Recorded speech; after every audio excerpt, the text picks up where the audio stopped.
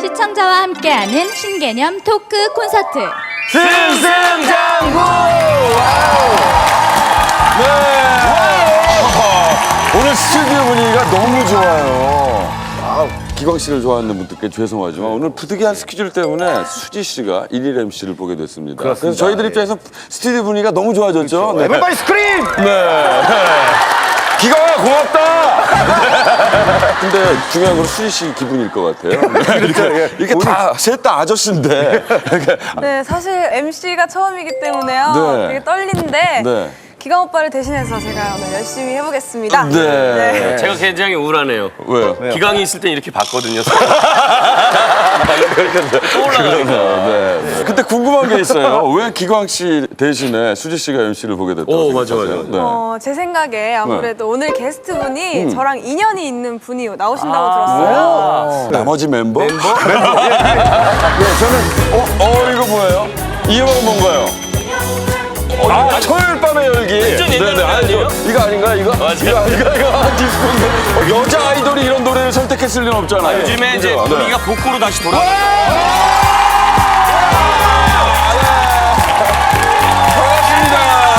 반갑습니다. 반갑습니다. 네, 여러분 조수미 씨입니다. 반갑습니다. 이수지 씨는 조수미 씨 처음 만났을 때 어땠어요? 사실 이제 너무 세계적으로 유명하신 분이니까 좀 거리감이 있을 줄 알았는데 네. 먼저 사진도 찍자고 하시고 계속 셀카도 막 찍고 네. 또 애교가 되게 많으세요. 애교요? 네. 애교가 사실 생각나요, 수지 씨? 저는 그런 걸 해본 적이 없어요, 태어나서. 드라마라는 걸 찍어본 적이 없는 사람이라 네. 그렇게 힘들고 많은 시간을 기다려야 되는지 몰랐어요, 네. 솔직히. 네. 그리고 다음 날 제가 또 공연이 있었기 때문에 새벽 2시가 됐는데 아직도 끝나질 않고 그래서 저는 감독님한테 그래서 감독님 나 가야 하는데 감독님 나 가야 하는데 그랬더니 감독님이 뭐라 했어요? 더 계셔야 되겠네요. 더 계셔야겠대요. 그래서 근데 아무래도 네. 애교하면 남자 앞에서 이렇게 많이 나오게 되잖아요. 괜찮은 사람 있었죠. 태견 씨.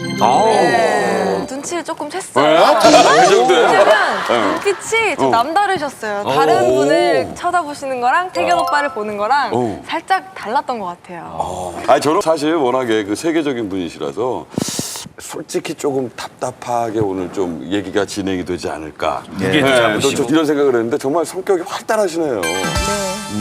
저는 어렸을 때부터 이렇게 정의의 소녀였어요. 이렇게 어딜 가도 정의의 소녀. 제가 파리에서 이제 공연을 할 때 가끔 지하철을 타고 연습장을 가거든요. 네. 딱 탔는데 어떤 일본 관광객인데 이렇게 여행백을 뒤에 맸어요. 네. 그런데 파리 지하철 타시면 한 13살, 14살 된 그 소매치기 아이들이 있어요. 근데 걔가 딱 있는데 가방에서 그 일본 그 짐을 딱 하더니 그걸 딱 빼는 거예요. 그래서 내가 그걸 보셨구나. 야! 소리를 딱 지르고 걔를 딱 잡아서 제가 막 큰 소리를 치면서 딱 보니까 거기 지나가는 경찰들이 있더라고요. 딱 넘겼죠. 우와. 네, 그래서 아리가또 고자이마시다 하고서 막 고마워하면서 막 그런 것도 있었고 예를 들어서 제가 일본에서 공연을 하고 있었는데 네. 해외 어디에 있던 간에 제일 먼저 하는 게 이제 뭐 한국 소식을 제일 먼저 체크를 해요. 그런데 황구 무슨 그 어떤 그 강아지를 누가 네. 그렇게 정말 죽이도록 아프게 그렇게 때려서 어떻게 되고 저는 정신이 혼미할 정도로 너무 기가 막혀갖고 연습을 가야 되는데 지금 다 네. 오케스트라 한 100명이 다 기다리고 있는데 네. 도저히 그냥은 갈 수가 없더라고요. 그래서 한국에 전화를 해서 그 범인을 잡고 있는 수사를 하고 있는 경찰 서장님 팩스를 달라고 해서 이름까지 다 해서 서장님 이럴 수가 있습니까? 이런 사람 꼭 잡으셔야 합니다. 강아지들한테 나쁜 사람은 우리 아이들한테도 나쁘게 할 거다. 분명 잡아달라. 이거 약속해달라. 또 쓰고 또 지고 또 쓰고 그러다 보니까 2시간이 지난 거예요. 극장에서는 조수미 씨 리허설 안 온다고 막 왜 안 오시냐고 막 난리가 났는데 그게 중요한 게 아니라고. 그러고서 다 보냈니? 그렇게 하고 난 다음에 연습 갔더니 아무도 없어. 다 갔어. 그러니까 약간 그런 스타일이에요 저는. 네, 제 얘기를 들어보니까 파리에서 지하철을 타고 다니세요? 세계적인 가수가 편하게 이렇게 이동 수단을 할 수도 있을 텐데. 아니요. 사실은 제가 뭐 성악가 인류 뭐 탑 클래스 뭐 성악가 이러니까 사실 인류 호텔 가고 뭐 퍼스트 클래스 비행기 타고 이런 건 맞아요. 예. 이제 그런 아니라고 얘기하지 않았어요. 그런 거 안 하시는 줄 알았어요. 그거는 맞는데 네, 네. 그렇게 제가 하는 이유는 단지 딱 하나. 저는 성악가는 노래를 하고 제가 정말 저의 컨디션이 정말 탑으로 하기 위해서 그렇게 제가 여행 그쵸, 수단이나 예. 호텔을 편한 데로 있는 거지 뭐 개인적으로 관광을 간다거나 친구들끼리 어디 놀러 간다거나 그런 거 왜 타? 이코노믹 타거나 요새 로우코스트 얼마나 많아요. 사실 조수미 씨 하면은 왠지 그 다른 세계의 사람이겠구나 하는 생각이 들어요. 예, 예. 뭐, 저 실제로도 항상 해외에서 생활하시고 네. 지금 주거지가 어디세요? 저는 지금 네. 로마에 집이 있어요. 이태리 로마에. 예, 집을 떠난 지 지금 거의 30년이 됐으니까요, 한국을. 이야. 예. 그러니까 다른 삶을 살고 계시는 조수미 씨에게 저희가 원초적인 궁금증을 하나씩 물어보도록 하겠습니다. 먼저 제가 궁금한 점은요. 1년 동안 비행기는 몇 번 정도, 며칠 정도 타신다고 생각을 하세요? 네, 거의 365일 중에서 거의 300일은 집 밖에서 보내죠. 연습 공연 때문에 투어가 있으니까요. 그러니까 그럼 아까 말씀하신 것처럼 항상 1등석을 이용하시고요. 근데 제가 그거는 뭐 돈을 내는 게 아니라 이렇게 네. 저를 초청하는 그런 아, 극장이나 그쵸. 이런 데서 항상 그렇게 최고의 컨디션으로 뭐 제 매니저들께서 그렇게 해주시니까 그렇다면 참 개인적인 궁금함인데요. 그 마일리지가 얼마나? 네, 마일리지는 마일리지 꽤 되는 편이죠. 네. 거의 뭐 3개 일주를 제가 작년인가 했었으니까요. 그거고요. 마일리지 가지고요? 네. 그러면은 비행기도 1등석 타시면은 당연히 호텔에서도 그러면은 우리가 아는 상식으로는 스위트룸이 가장 좋은 걸로 알고 있는데 스위트룸에서 그럼 항상 네, 묵으시는 꼭 그렇게 저희 계약서에 이렇게 돼 있어요. 네. 1등석을 타고 가서 스위트룸에서 뭐 묵는 저희 걸로. 매니지먼트에서는 보통 이제 근데 그래요 그 스위트룸이라는 게 굉장히 편하긴 한데 어떻게 보면은 저희가 가는 호텔이 딱 있어요. 이제 저 같은 경우에는 이제 피트니스룸 그 하는 그게 있어야 되고 네. 호텔에 그 다음에 방에 이제 가습기가 몇 개 있어야 되고 아, 방에? 네. 목 상태 그렇죠. 유지되는 그런 것도 거죠. 있어야 되고 뭐 물은 어떤 게 있어야 되고 또 뭐 음식은 어떻게 해야 되고 이런 게 다 정해져 있어요. 네. 그럼 각 나라마다 그렇죠. 그런 게 다 정해져 가시는 있는 거예요? 호텔이. 네, 네. 피아노도 있어야 되겠네. 피아노도 당연히 지금 제가 머무는 서울의 호텔에는 피아노 그랜드 피아노까지 있어요. 그래서 연습 근데 연습을 제대로 크게 못하는 게 연습을 한번 하면 또 옆에서 또 그렇죠, 시끄럽죠. 네, 시끄럽다고 또 그러시더라고요. 사람들이 여자 아이돌이잖아요. 그래서 궁금한 게 공연 때 입는 예쁜 그 드레스들은 드레스요. 얼마나 비싼지. 진짜 궁금할 거예요, 네. 진짜로. 예. 뭐 많은 분들이 아시겠지만은 저는 거의 15년 동안 앙드레 김 선생님 의상을 늘 입어왔어요. 그분의 의상을 제가 고집한 이유는 뭐 외국 다른 무슨 유명한 디자이너들보다 우리 한국 디자이너 옷을 이렇게 우리가 서로 배우고 입어주고 또 이렇게 서로 조언해주고 그런 게 굉장히 아름다울 것 같아요. 앞으로도 계속 그 방침은 고수하실 생각인가요? 저는 한국 디자이너가 디자인하는 옷을 계속 입을 거예요. 야, 네, 진짜. 네. 박수 한번 드려야 될 것 같아요. 듣기만 해도 한국을 너무 사랑하신다라는 그런 느낌이 들어요. 예. 앙드레 김 선생께서 고 앙드레 김 선생께서 많이 아끼셨다고 들었어요. 네, 그럼 제가 아주 오랜 25년 전 얘기를 지금 해야 될 것 같아요. 네, 네. 오페라를 공부하러 갔다가 5년 동안 제가 한국을 들어오질 않았어요. 그런데 이제 올림픽이 한국에서 시작되면서 제가 초청을 받아서 한국에서 노래를 하게 됐는데 드레스가 없는 거예요. 그래서 로마 시장에 있는 네. 거기 그 옷감 가게에 가서 네. 잡지에서 봤던 그 드레스하고 똑같이 해달라고 감을 뜯어서 네. 그렇게 해서 옷을 만들었어요. 그러고서 그 두 벌을 만들어서 제가 88년에 공연을 했죠. 근데 그 공연 무대에 앙드레 킴 선생님께서 이제 오셨었나 봐요. 네. 오셔서 네. 너무 놀라신 거예요. 노래는 정말 잘하고 포텐셜이 보이는데 옷이 너무너무 네, 제가 그 당시에 아직도 그 옷을 갖고 있어요. 그게 제가 또 디자인한 거거든요. 뭐 유학생이 돈이 어디 있겠어요. 예, 그러니까 가장 좀 싼 가격에 겉으로만 반짝거리는 그런 건데 이제 해주시겠다고.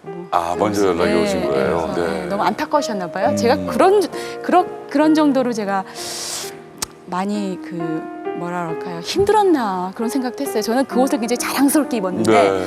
선생님이 보시기에는 굉장히 안타까우셨나 봐요. 그래서 그때 이후로 굉장히 많은 도움을 주셨죠. 사실 그 성악이라는 분야가 저희한테도 그렇고 많은 분들한테 사실 낯설거든요. 근사한 무대의 모습 말고 그 무대 뒤에 숨겨진 그런 이야기들 그런 거 저희 듣고 싶거든요. 제가 런던에서 피아노 독창회를 하는데 굉장히 런던에서 정말 제일 유명하신 평론가가 오신다고 그래서 제가 굉장히 떨었어요. 이제 제가 런던 데뷔하는 건데 그래서 첫 곡을 다 하고서 이제 막 인사하고서 사람들 뭐 박수 막 이러고 있었는데 딱 인사하면서 딱 봤더니 이러는 거예요. 그분이 이건 큰일 났다 이거 어쩌면 계속 신경 쓰이는군요. 신경이 쓰는 신경 앞에 쓰이죠. 노래를 할 네. 수가 있어야지. 그래서 저기 저 사람이 자꾸 이러는데 어쩌지? 그랬더니 Please don't you worry, 수미죠. 그러더니 그분은 중풍이 걸린 분이라 아니 미리 좀 얘기해 주지. 그러니까 이왕이면 이렇게 되셨으면 더 좋았을 텐데. 이쪽으로 오셔가지고. 아 그래서 근데 그분이 끝나고서 저한테 와서 너무 좋았다고 말씀은 해서 너무 기뻤고요. 독창회가 아니라 이제 오페라를 같이 할 때는 이제 또 남자 테너들이나 뭐 바리톤 이런 분들은 또 노래를 잘하려고 마늘을 잡수시고 어떤 분은 또 고기를 막 썰어갖고 스태미나 한다고 주머니에서 꺼내셔서 이렇게 매일 먹고 공연 중에. 공연 중에 또. 관객들은 그럼 모르게. 그러니까 이제 제가 이제 노래하는 장면이 있잖아요. 네, 그러면 네. 여기서 이제 막 이 사람은 막 이렇게 하면서도 네. 이제 이렇게 딱 먹고. 그런 경우가 있어요. 네. 아니 그렇게까지 드시고 싶을까요? 아니 근데요 이 네. 오페라라는 게요 네. 이 확성이라는 게 안 하고 보통 이렇게 정말 이렇게 숨을 내서 네. 크게, 네. 그러니까 한 시간만 노래해도 배가 엄청 고파요. 그러니까 계속 체력을 보충하기 그렇죠. 위해서. 그래서 이제 특히 듀엣을 만약에 같이 했잖아요. 이렇게 네, 네. 손 좀 줘보세요. 또 손 잡았다. 이렇게 하면서 노래하는데 그래서 같이 끝나야 되는데 내가 배가 고팠다. 네. 그럼 이 사람은 끌 거 아니에요, 계속. 네. 질 수 없죠. 같이 끝까지 가야 되니까. 그러니까 그런 거를 대비해서 또 먹는 거예요. 마지막에. 네. 그 체력을 그렇죠. 계속. 그러니까 이건 완전히 오페라라는 게 어떨 때 보면 참 서로 사이좋게 공연하고 네. 뭔가 사랑하는 사람이고 네. 뭐 막 이렇게 하다가도 실제 오페라가 딱 시되면 이제는 전쟁이에요. 싸움이에요. 내가 아리아를 끝냈을 때 사람들이 얼마나 박수를 받느냐. 또 테너 아리아가 네. 끝났는데 이 사람이 나보다 박수를 더 많은. 보통은 제가 제일 많이 받지만. 네, 제가 제일 잘하지만 그래도 또 손을 딱 잡고 있다가 이렇게 사인을 딱 주기 이렇게 하면 같이 끊어야 되는데 못된 사람은 안 끊고 있어요. 계속 가요. 제가 신경질이 나요. 안 나요? 나죠. 네, 네. 죽었지 그 사람. 분장실 가서. 끝나고. 네, 그런 사람들이 있어요. 공연 보는 재미가 하나 더 추가된 것 같아요. 노래하는 사람 말고 다른 사람들은 뭐 하나. 뭐 드시는지.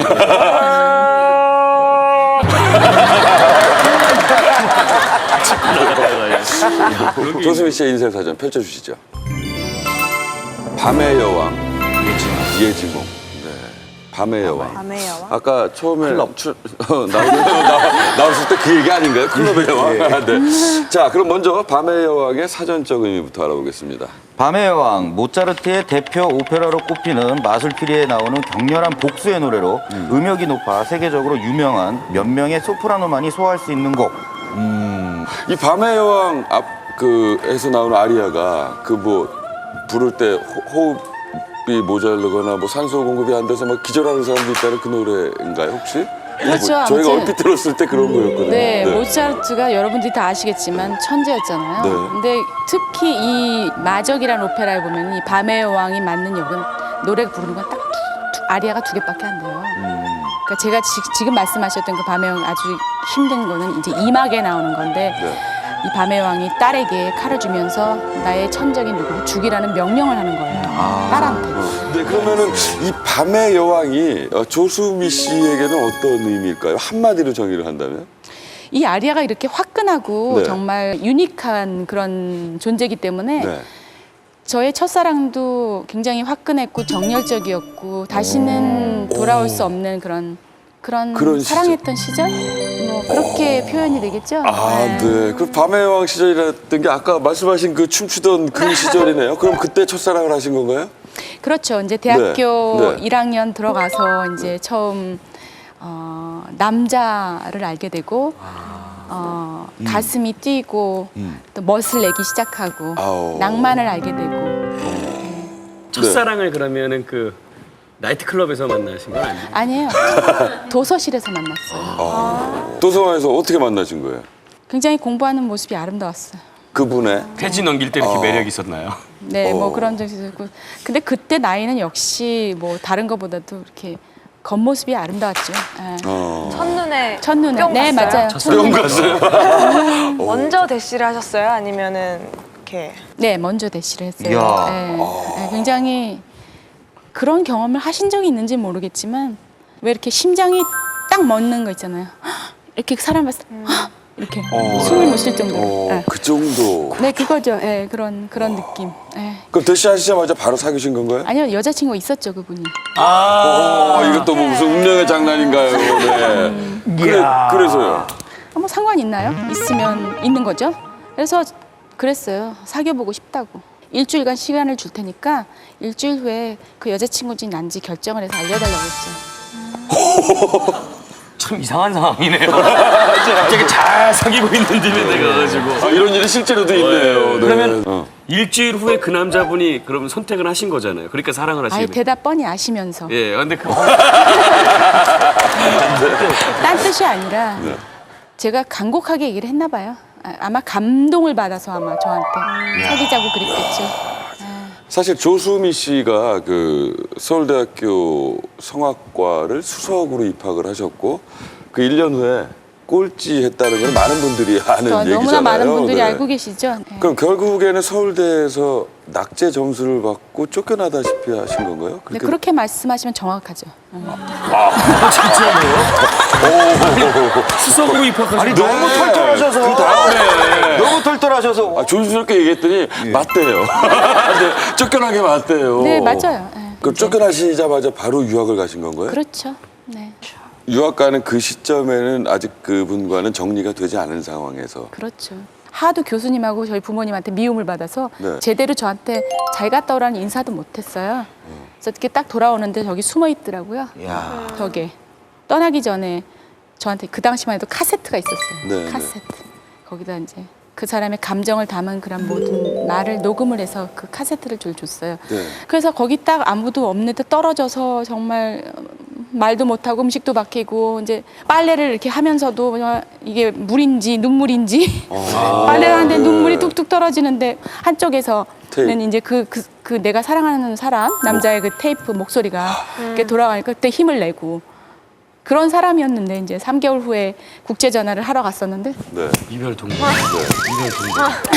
이별 통보를 딱 하는데 그때 처음엔 솔직히 복수하고 싶었어요. 예.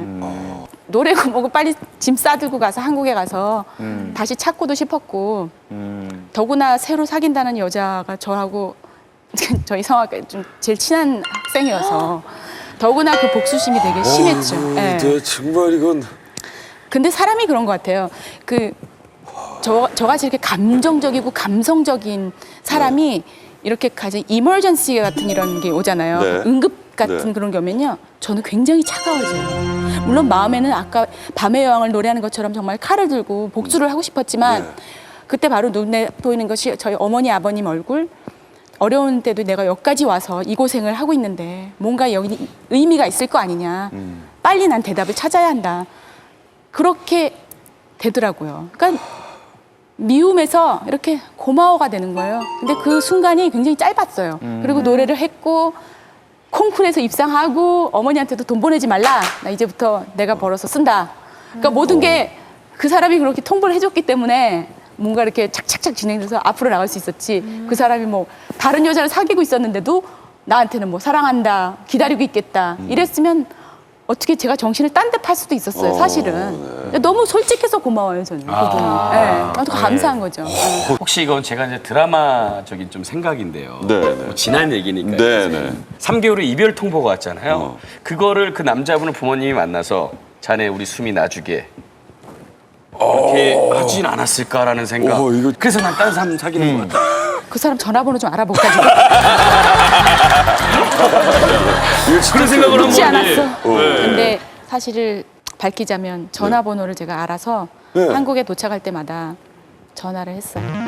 그 당시에 이제 아니요. 한국에 한- 들어오시면서 예, 한 10년 후에죠. 전화를 해서 네. 이게 그분이 여보세요. 딱 그런 거. 그 당시는 뭐 이렇게 뭐 전화 발신 발신 안 이런 뜰 게 때. 없어요. 이런 거 있잖아요. 그러니까 여보세요. 딱 이런. 듣는 거 하나만 해도 너무 막 떨리고 행복했고 그 친구 지금 이 방송 보고 있는지 모르겠지만 그때 네. 나였어. 전화 자꾸 끄는 사람이. 그 건강상의 이유로 그 호주에서 공연 취소를 하신 적이 있어요. 네. 그때 제가 시드니 오페라 하우스에서 네. 루치아 디 라머물이라는 오페라에서 주연을 맡고 있었는데 제가 좀 많이 좀 안 좋았어요, 몸이. 네. 그래서 이제 공연을 이제 대타가 있는 걸 알고 캔슬을 했어요.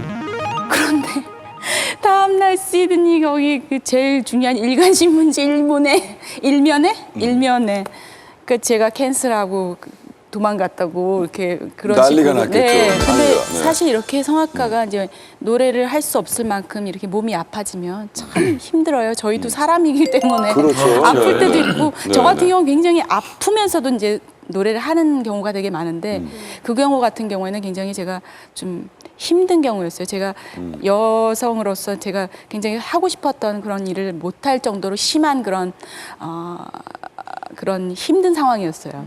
죄송한데 어디가 아프셨던 거죠? 그러니까는 제가 아기를 못 갖게 됐었어요. 그러니까 좀 굉장히 좀 그래서 여성으로서 힘든. 그렇죠. 자궁근종 이런 게 굉장히 심해져서 제가 너무 하혈을 하니까 무대를 설 수가 없었어요. 뭐 이런 얘기를 방송에서 하는 게 굉장히 이상하지. 지금 네. 물어보니까 솔직하게 네. 얘기하는데 네, 네. 그래서 굉장히 빈혈해서 제가 쓰러진 네. 직전이었고 의사가 그렇게 지금 이렇게 해서는 노래하다가 쓰러진다고 당장 가라고 집으로. 아유. 그거를 너무 이건 퍼스널한 여자들의 사생활이기 때문에 그거를 어떻게 캔슬하는 이유를 어떻게 네. 될 거예요? 건강상이라고밖에 얘기할 수가 그쵸. 없어요. 네, 네. 디테일하게 그걸 다 어떻게 자세하게 얘기할 수가 네, 네. 없는 거예요. 네. 근데 아마 그 난처하셨겠어요. 시드니 예. 오페라 하우스 쪽에서는 굉장히 그거를 좀 안 좋게 그 건강상의 이유로 캔슬을 했는데 그 오페라 하우스에서는 노티스를 안 줬다고 얘기를 한 거죠. 근데 절대로 그런 게 아니었는데 그때 한동안 그 안 좋은 소문이 났었어요. 혹시 들으셨나요? 네 들었어요. 네. 건강. 임신설도 있었어요. 네, 뭐 그럴 수가 네. 없죠. 아유, 그렇죠. 임신하면 네, 네. 얼마나 좋겠어요. 그렇죠. 네, 네. 그걸 할 수가 없으니 지금 제가 이렇게 혼자 있죠. 아유, 네. 네. 뭐 아기를 가졌다면 사실은 너무나 어떤 이유건 간에 너무 행복했을 것 같은데 반대로 그거랑 완전 반대인데. 그러네, 그러니까 더 그러네. 억울한 네, 거죠. 그러셨겠네. 아니 진짜 말 그대로 성악가로서는 세계적으로 인정을 받으셨지만 금방 말씀하신 것처럼 여자로서는 큰 아픔을 겪으신 거네요. 네. 큰 걸 이루면 그렇게 보이지 않는 큰 희생이 항상 있어요. 근데 저는 희생이라고 생각하지 않아요. 절대로. 사실은 방송에서 네. 조수미 선생님 뭐 얼마나 힘들으셨어요. 뭐 얼마나 긴 고통을 겪으셨고 지금 이 자리에 서셨는데 그 어려움 좀 얘기해 주세요. 그런데 사실은 그 어려움은 나열할 수 없을 정도로 많아요. 정말 많아요. 근데 그거를 저는 이렇게 했고 이렇게 어려웠습니다. 이렇게 때 울었고요. 이럴 땐 정말 밥 못 먹어서 쓰러졌고요. 제가 그게 구차스러워요. 그런 게 나는 되게 구차스럽고 내 자신이 굉장히 나는 이렇게 프라이드가 네, 강한 네. 사람이기 때문에 어느 자리에 올라서기 위해서 내가 겪어야 했던 이런 극복 상황은 저를 사랑하는 팬들이나 또 우리 관중들께서 모르셨으면 좋겠어요. 그러니까 저는 아름다운 프리마돈나의 백조로 남아있고 저는 물밑에서 열심히 이렇게 많은 노력과 네, 그런 거를 하는 아름다운 모습으로 여러분들께 함께 있고 또 여러분들은 아름답게 내가 노래하고 편하게 정말 음반을 많이 사시면 돼 일단. 네, 농담이 아니고 진짜 여러분들 서포트를 많이 해주시면 정말 좋은데 저는 그렇게 살아요. 아직도. 예. 저 박수 치고 싶어요. 어떡하지? 감사합니다. 조수미의 사전 두 번째 단어 예지몽의 의미가 궁금해집니다. 먼저 사전적 의미가 어떻게 되는지 알아보겠습니다. 예지몽. 어떤 일이 일어나기 전에 미리 꿈으로 아는 것.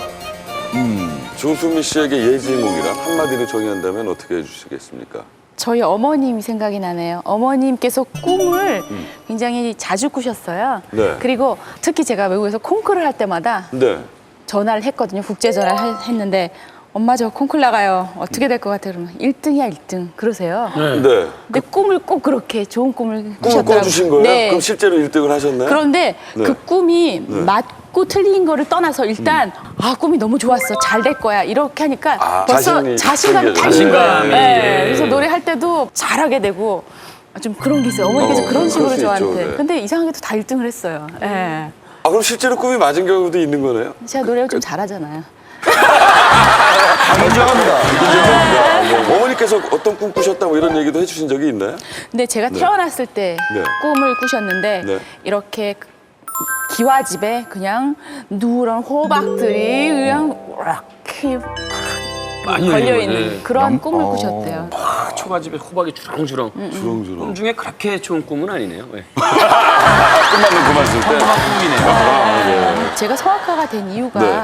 저의 꿈은 사실은 아니었어요. 예, 제가 성악가가 되고 싶어서 됐던 건 아닌 것 같아요. 어머님의 네. 바람이자 꿈이셨나요? 그 어머니는 이제 성악가가 꿈이셨고 저를 가지실 때부터 어머니께서 그렇게 거의 매니아처럼 좋아하셨던 마리아 칼라스의 앨범을 24시간 들으셨어요. 그 어머니는 제가 태어나기 전에 이미 내가 딸이 태어나면 성악가를 시키겠다고 준비하고 결정을 다 이미 하시고 그거를 실천에 옮기신 분이에요. 그래서 저는 어머니의 꿈을 제가 보답해 드릴 수 있어서 굉장히 행복한 것 같아요. 예. 근데 개인적으로는 다른 일을 했어도 좀 잘했지 않을까. 제 어머니는 예술가적인 감성을 가지신 분이었지만 한편으로는 저에게는 굉장히 엄하고 무서우신 분이셨어요. 어렸을 때부터 피아노를 8시간 쳤어야 했고 또 문을 안 열어주시고 제가 못 치면 그리고 어린아이에게 너무나 많은 그 피아노, 뭐 피겨 스케이팅, 미술학원, 뭐 공부, 굉장히 바쁜 아이였어요. 저는 그 제대로 아까 왜 곰민형을 좋아했냐고 물었는데 인형하고 제대로 놀아본 적이 많이 없어요. 예. 그래서 저는 너무나 저처럼 오랜 시간을 가두어서 이렇게 공부하고 피아노 치고 이런 거는 저는 사실 굉장히 불만이 많았어요. 어머니가 무서워서 또 어머니가 싫어서 울은 적도 꽤 돼요. 내가 왜 이렇게 살아야 하는지. 그렇죠. 예전에 그럼 어렸을 때는 그 저희 말하는 사춘기 때 그때는 그럼 반항심이나 이런 거 안 들었나요? 참 많이 들었죠. 어머니의 꾸중을 참 어렵게 저는 생각을 했어요. 왜 내가 항상 가서 1등을 해야 하며 왜 내가 이렇게 연습을 해야 되며 그게 항상 저는 불만이 많았던 아이였던 것 같아요. 그리고 가장 큰 불만은 역시 다른 아이들처럼 자유시간이 없었다는 거. 네. 네, 그런 게 아직도 제가 보면 이렇게 바비 인형도 좋아하고 이렇게 곰 인형 보면 지금 미치고 약간 이런 거 그런 이렇게 아직도 이렇게 사람을 보면 이렇게 네네. 애정 결핍심처럼 이렇게 껴안아야 되고 만져야 되고 스킨십이 있어야 되고 제가 그게 하도 이상해서 한 분을 찾아가서 물어봤어요. 내가 뭐가 좀 불안한가 가만히 있질 못하고 뭔가 이렇게 계속 만져야 돼.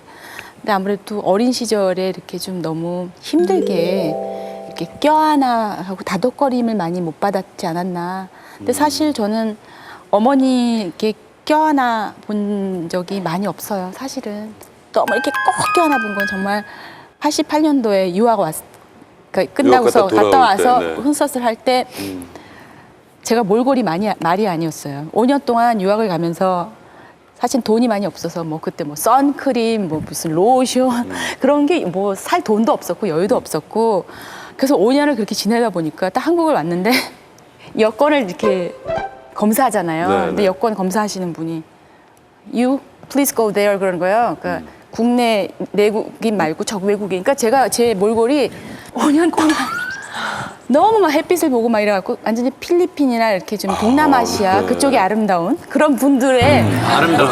네. 그 와중에. 네, 네. 네. 그래서 오. 어머니께서 이제 저를 딱 보시고 너무 놀라시면서 우르시는 거예요. 딸이라고 왔는데 이렇게 고생을 했다. 이렇게 네. 진짜 선머스마 같이 치마도 월남 치마에다가 그러고서 무슨 불국 독창회를 하겠다고 왔어요. 어머니가 기가 막히셨나 봐요. 그래서 그때 어머니가 우시는 걸 보고 제가 어머니를 꼭 껴안아 드렸는데 엄마가 얼마나 보고 싶었는지 그 한 번의 껴안음으로 엄마에 대한 원망, 나를 유학을 보냈는지 왜 이렇게 혼자 고생을 시킨 그 한 번의 껴안음으로 모든 게 진짜 다 이렇게 눈 녹듯. 그 당시에 근데 유학을 가셨으면 솔직히 80년대 좀 부유하지 않으면 외국으로 유학 보낸다는 게 쉽지 쉽지 않았죠. 않았을 것 쉽지 같은데 않았죠. 집안이 그렇게 크게 어렵거나 그러진 않으셨나 봐요. 네, 그래서 제가 참 하나 놀라는 게 많은 분들이 조수미 씨 하면은 굉장히 돈 많은 집에서 여유 있게 자라서 유학 갔다가 아주 승승장구한 그런 케이스로 이렇게 생각을 하시는데요. 저는 그렇게 봐주셔서 너무 좋아요. 저는 구차한 거 딱 싫거든요. 네. 네, 저도 뭐 아버님이 어떻게 힘들게 사셨고 이런 얘기는 저는 어디 가서도 많이 하고 싶진 않지만 또 솔직하고 또 정직한 사람이라 또 있는 그대로를 얘기 드리자면은 저희 아버님께서는 굉장히 그 작은 오파상을 하셨어요. 네. 또 그 당시에 사업이라는 게 될 때도 있고 안 될 때도 있는 거예요. 그렇죠? 아버님께서 잘 될 때보다는 안 될 때가 더 많으셨어요. 사실 어머니 모습이 늘 이렇게 좀 근심에 있으시고 하는 거 봤는데 유학을 그렇게 떠밀게 거의 네. 생각지도 않게 가게 됐을 때 3일 후에 떠나야 되는데 비행기 값을 아직도 못 구하셨어요. 아, 그런 상황이었어요. 떠나기 3일 전에 갑자기 무슨 작은 일이 비즈니스가 되셔서 비행기 값 되는 돈이 딱 나온 거예요. 그러니까 그 돈을 갖고서 제가 유학을 갔죠. 예. 경제적으로 여유가 있는 건 절대 아니네요. 저희가 그렇죠. 생각할 때는 정말 부유하게 이렇게 하시는 줄 알았거든요. 네, 가서도 참 고생이 좀 되더라고요. 일단 돈이 생활비나 이런 건 없으니까. 어떻게 일단은 하셨어요? 네. 어머니께서 붙여주시는 돈은 이제 레슨을 해야 되니까 공부를 해야 되니까요. 네네. 그 레슨비를 따주고 나면 남는 건 많이 없어요. 그래서 뭐 학교 갈 때도 버스 그 티켓도 그냥 공짜로 타서 걸려서 몰래 많이 좀 타서 그랬고, 걸려. 예. 아. 먹을 것도 좀 많이 좀 못 먹어서 3개월 후에는 좀 제가 버스를 타다 이렇게 쓰러졌어요. 많이 못 먹고. 그러니까 돈이라는 게 그래서 제가 참 이제는 돈을 쓸 수 있는 여유가 있지만 그래도 함부로 뭐 이렇게 물건 같은 거를 잘 못 버리겠더라고요. 예, 뭐 이런 청바지부터 시작해서 뭐 지금 제가 연주 여행 다니는 가방도 20년째고요. 지금 무대 화장, 메이크업 할 때 입는 옷도 어머니께서 주신 그 가운을 그대로 입고 있어요. 그러니까 그런 게 굉장히 돈보다도 훨씬 중요한 그런 거라고 생각을 해요. 사실 그 어린 딸의 재능을 보고 이렇게 외국으로 유학을 보낸다라는 거 그것도 예. 사실 어머니 입장에서도 쉽지 않은 결정이셨을 그렇죠. 것 같아요. 어머니의 강인함을 느낀 게 언제인가요? 가장 아버님 임종을 제가 보려고 한국에 못 오게 그렇게 저한테 말씀하셨던 게 저는 굉장히 딸로서 서운했고 이해를 못했어요. 공연 중이셨나요? 제가 파리 샤틀레 극장에서 독창회를 하고 그게 그냥 독창회가 아니라 DVD도 있었고 건 한 스태프들 30명이 움직이는 굉장히 큰 공연이었군요. 그런 거였는데 사실은 아버님이 지금 돌아가셨다는 연락을 받았는데 제가 공연이 안 되죠. 네. 근데 어머니께서 절대로 그럴 수 없다고 음악인은 관중과 한 약속은 지켜야 한다. 노래를 하라고. 그러니까 그렇게 전화를 하셨을 때 저는 그 노래를 하면서도 굉장히 참 어떻게 했는지도 물론 모를 정도로 이제 노래를 했지만 저희 어머님께서 그런 결정을 내리신 거 보면 참 강하신 분이다. 근데 그날 공연을 잘 끝내셨나요? 그날 공연이 DVD로 찍혀졌다는 게 너무 기가 막혀요. 그러니까는 다른 공연도 아니고 그 공연이 그러네요. 예, 참 그리고 그 공연을 아버님께 For My Father 그래서 아버님께 선물을 할 수 있었다는 거. 그러네요. 예. 네. 그래서 참 그게 이것도 신기해요.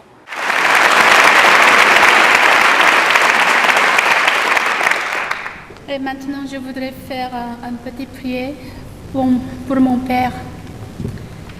Et il nous a quittés et pour toujours aujourd'hui. Et ce matin, c'était un funérail en Corée. Ave Maria de Schubert pour lui. Merci.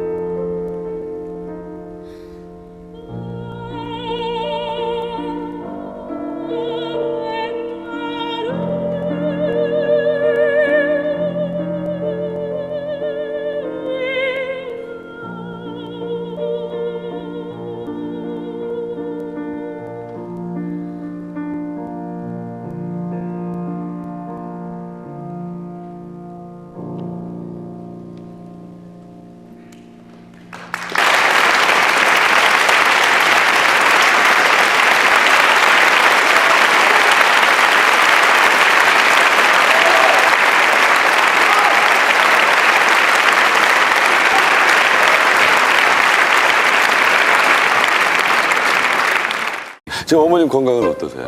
네, 조금 많은 부분을 기억을 많이 못 하세요. 예, 그래서 참 안타깝죠. 그런 부분은. 예, 전화를 드려도 이렇게 어머니 한국 왔어요. 그래도 한 10분 후에 전화를 하면 언제 한국에 올 거냐고. 예, 그런 식으로 이제 연로하셔서.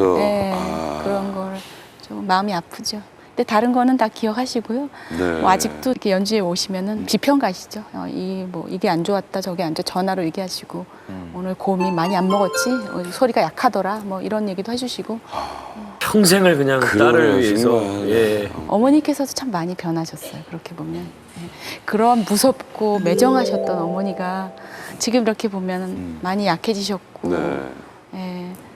이렇게 쓸쓸한 어깨를 이렇게 껴안아 볼 때는 그 당시가 훨씬 좋았어. 엄마의 모습이 차라리 야단치시고 나를 무섭게 대하셨을 때 어머니 모습이 훨씬 네. 멋져 보였는데 요즘은 안쓰럽죠. 네.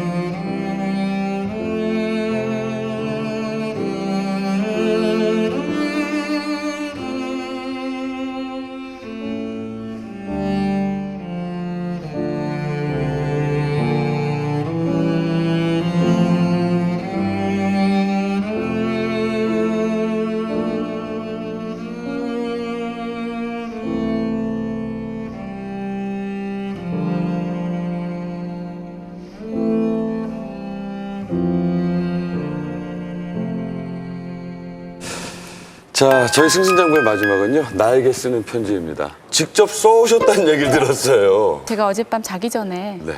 이렇게 좀 써왔어요. 그러네요. 네. 네. 근데 이게 사실 어려운 거거든요. 어렵죠. 이게 네. 제일 힘들어요. 저희 어색해. 잠 못 잤어요. 이것 때문에. 진짜요? 그래서 썼어요. 편하게 하시면 돼요. 그리고 이거 가장 쓰는 부담스러운 거를요. 제가 거거든요. 저 4일을 썼어요. 예. 이 문장을.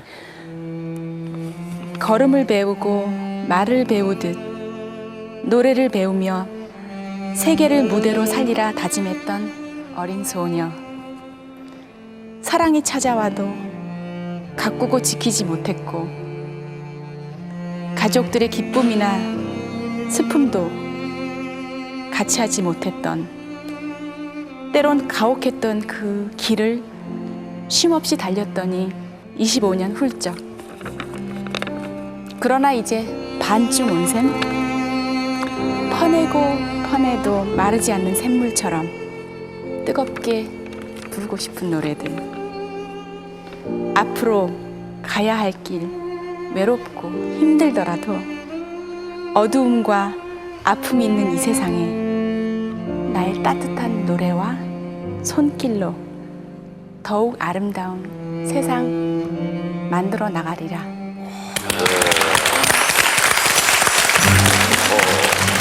오늘 나와주셔서 진심으로 감사드리고요. 네. 앞으로도 세계를 누비시면서 승승장구하시길 바라겠습니다. 네. 오늘 나와주셔서 감사합니다. 즐거웠습니다. 감사합니다. 우리 모두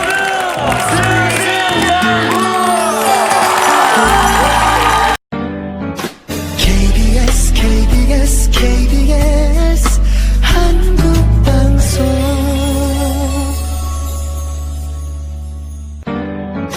KBS